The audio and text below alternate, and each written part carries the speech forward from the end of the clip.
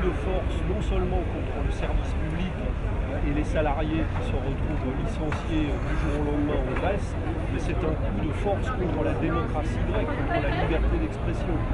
Et je crois que nous sommes là ce soir non seulement pour protester, mais pour dire qu'une mobilisation va maintenant s'engager aux côtés des Grecs dans toute l'Europe jusqu'à la réouverture de la chaîne publique grecque. Nous voulons vous dire que c'est inadmissible, c'est scandaleux, c'est honteux, c'est un coup porté à la démocratie, ça rappelle de tristes souvenirs, les colonels, la période des colonels que certains ont connue.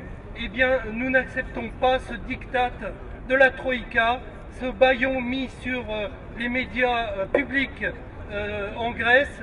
Oui, le gouvernement grec est responsable de ce qui s'est passé, qui atteint à la liberté d'expression.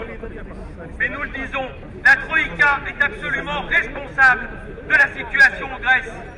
La Troïka, en imposant le régime qui est aujourd'hui appliqué à la Grèce, eh bien la première responsabilité de ce qui se passe, nous disons à la Troïka, bas les pattes, ça suffit ce qui se passe en Grèce, ça suffit ce qui se passe en Chypre, ça suffit ce qui se passe dans les autres pays européens.